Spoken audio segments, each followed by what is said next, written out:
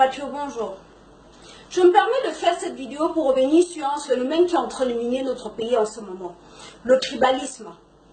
C'est avec beaucoup de désolation et beaucoup de tristesse que je lis les commentaires qui tendent de plus en plus à stigmatiser les femmes bêtises comme étant responsables des échecs de notre pays. Je voudrais vous rappeler qu'en vous lançant dans ce genre d'amalgame, vous faites exactement le jeu de Paul Biya qui a assis son pouvoir sur le tribalisme, le népotisme, la division sociale. Avec ce genre d'attitude, ce que vous avez réussi à créer, c'est le clivage identitaire. Ce qui va générer le clivage social, la construction symbolique de l'ennemi et le rejet de l'autre.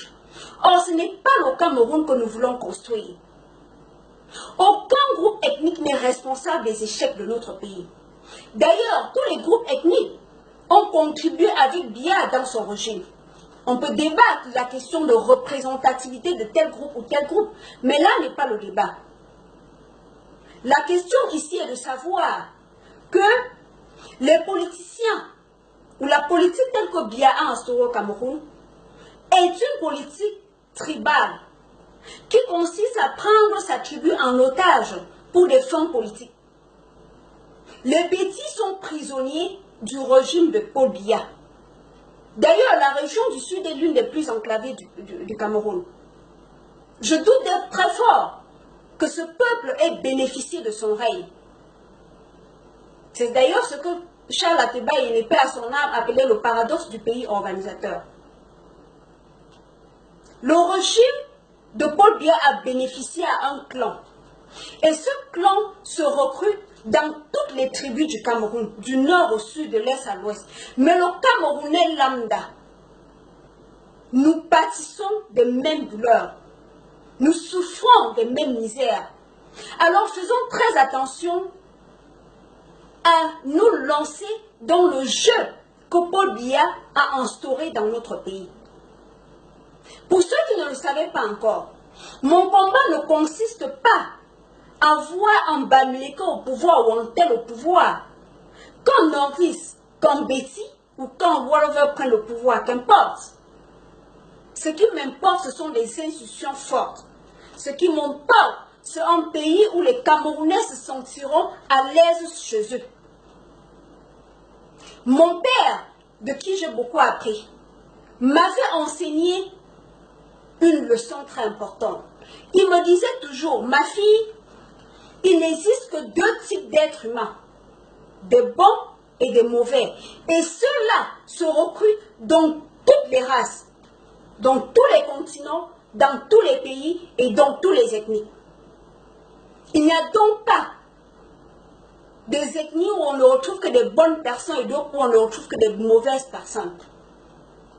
C'est d'ailleurs pour cela que mon père, après son retour en France, où il a fait ses études, il s'est installé à Douala où il a servi son pays. Et ensuite, il est allé à Nanga Boko où il a acheté ce qui est aujourd'hui le centre administratif de Nanga Boko. Pour après déposer ses valises dans la ville de Bafia. Il a investi partout au Cameroun sauf à l'ouest. Pourquoi? Parce que pour lui, partout au Cameroun, c'est chez lui.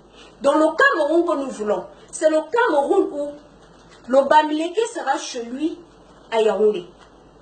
Le Nordiste sera chez lui à Bafoussam.